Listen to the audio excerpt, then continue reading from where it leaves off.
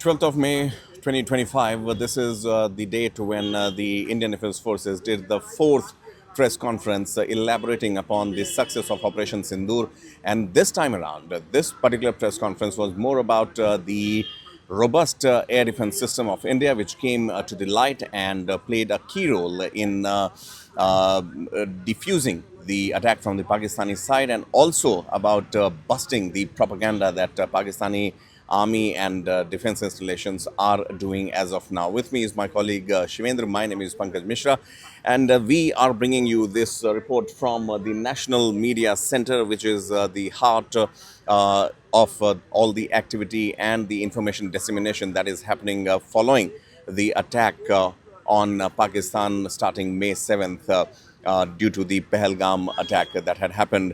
शिवेंद्र जी, सबसे पहले मैं कहना चाहूँगा यहाँ पर जो एयर डिफेंस को लेकर अभी तीनों सेनाओं ने, नेवी, एयरफोर्स और आर्मी ने बताया, जिस तरह से यहाँ पर देखा जा रहा है कि पाकिस्तान जो एक प्रोपेगेंडा पुश करने की कोशिश कर रहा है, जो लेयर्स की बात की, 4 से 5 लेयर्स जो एयरफोर्स ने हमें बताया कि उनके ड्रोन्स और मिसाइल्स को कैप्चर करने के लिए होता है, किस तरह से आप इसको देखते हैं?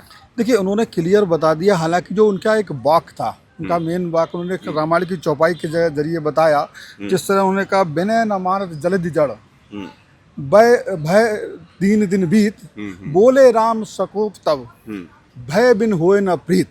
यानी उन्होंने बता दिया कि पाकिस्तान का जो हमने किया है वो भय बिठाना जरूरी था। और भय किस तरीके से बिठाया उन्होंने, एक तो ये जो अपना डिफेंस सिस्टम था, एयर डिफेंस सिस्टम को उन्होंने बड़ा अच्छे से बताया। तीनों जो सेना के भाग होते हैं, उनके तीनों ने अपनी अपनी बात कही। लेकिन AK भाटी ने जिस तरह से बताया, उन्होंने इस चौपाई के जरिए भी बताया और ये भी बताया कि हमारी ये लेयर ऐसा नहीं कोई एक लेयर है, ये 50 किलोमीटर, 100 किलोमीटर, 300 किलोमीटर। और सूत्रों की माने जो कुछ चीज़ें, हर चीज़ बताने की नहीं है, तो वो भी हम भी नहीं बताए, इससे भी ज़्यादा एक लेयर और है। तो जो उनका सोच थी कि पहले हम इसको जो है धीरे धीरे जो ड्रोन्स गिराएंगे और एक हद आएगा, एक ऐसा सीमा आएगी जहां पर जाकर ये कहीं ना कहीं जाके रुक जाएंगे, मतलब हमारे ड्रोन का जो है प्रभाव दिखने लगेगा, फिर हम कोई बड़ा हमला करेंगे। लेकिन जब पाकिस्तान ने ये देखा, जो उनकी बातों से लगा कि वो उस एयर डिफेंस सिस्टम को भेद ही नहीं पाए, और कुछ तुर्की के और चाइनीज़ जो उन्होंने यहाँ तस्वीरें भी पेश की ड्रोन्स की, वो जो थे बहुत ही इस एयर डिफेंस सिस्टम के सामने तो बिल्कुल ही नाकामयाब थे।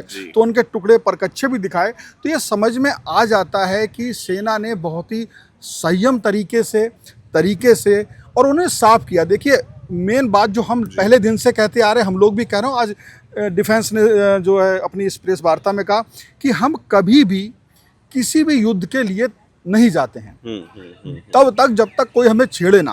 पहला काम क्या था कि हमें पहला था कि उन आतंकियों के ठिकानों को ढेर करना। हमने उन्हें ढेर किया। फिर उन्होंने, जब हम प्रेस वार्ता में गए थे तो आपने उनकी बात हम सब ने सुनी, उन्होंने क्या कहा, फिर पाकिस्तान ने खुद ही उन पर जो आतंकियों को जो हमने हमला किया और उसका बदला जब हमसे लेना चाहे, यानी हम उसके बदले में जो हमसे हमला किया, तो खुद उसने ये सिद्ध कर दिया कि वो आतंकियों के साथ है। और इसलिए अब जब आतंकियों के वो साथ है तो हमारा उसका जवाब देना दो तरीके ज़रूरी हो गया। एक तो उसका हमला था, उसके लिए हम पूरी से प्रिपेयर थे, पहले से तैयार थे, मालूम था। ये को उन्हें अप्रत्याशित चीज़ नहीं थी कि पाकिस्तान इसमें आएगा जी, वो अप्रत्याशित नहीं था, उन्हें मालूम था। सेना इसके लिए तीनों उसके तैयार थे और जैसा कि आपने कहा वो उसमें कामयाब है। बिल्कुल। एक और चीज़ what came across as one of the highlighting points, the defense forces have made it clear in as many words that all the military bases, all the defense bases are intact, all the machinery is intact, and they are ready for any sort of retaliation that will be needed in the days and hours to come.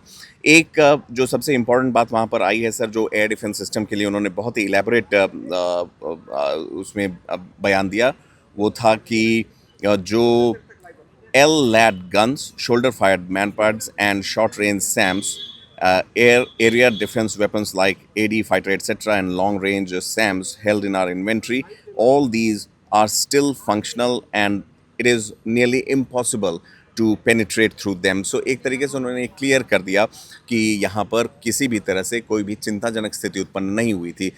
Navy को के role को लेकर भी जो यहाँ पर navy के प्रवक्ता थे, उन्होंने भी बताया कि किस तरह से उनकी डेटरेंस ने कराची पोर्ट पर लगे जो पाकिस्तान के जंगी जहाज थे उनको भी रिएक्ट करने का मौका नहीं दिया। बिल्कुल, उन्होंने ये बताया क्योंकि तीनों सेनाओं का एक समन्वय था।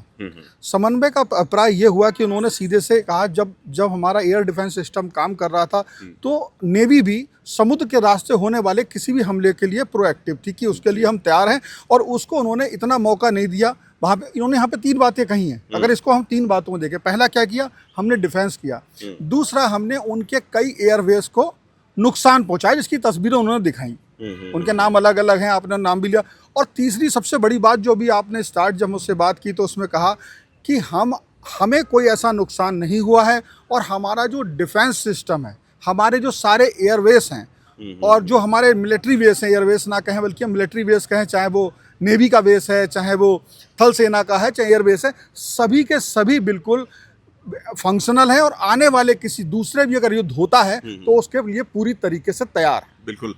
और जो DGMO director general of military operations हैं, उन्होंने भी लेफ्टिनेंट कर्नल घई ने ये बताया, लेफ्टिनेंट जनरल घई ने, कि किस तरह से विराट कोहली जो कि जिन्होंने आज ही टेस्ट क्रिकेट से संन्यास लिया है, उनका जिक्र करते हुए उन्होंने अपने समय से ऑस्ट्रेलिया और इंग्लैंड के 2 ऑस्ट्रेलियन बॉलर्स के घातक रोल के बारे में उन्होंने बताया, और ताकि वो ये बताना चाहते हैं कि इस तरह से इंडिया के एयर डिफेंसेस काफ़ी लेयर्ड हैं और उनको भेद पाना असंभव है। Ashes to ashes, dust to dust, if Thommo don't get ya Lillee must. So ये भी जो एक एग्जाम्पल उन्होंने क्रिकेट के संदर्भ में दिया है, भारत और पाकिस्तान दोनों के लिए काफ़ी क्लियर होता है ये समझने में। Very important messaging here from the armed forces side.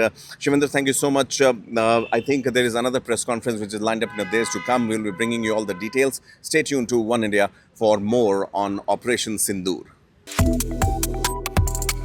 Subscribe to One India and never miss an update.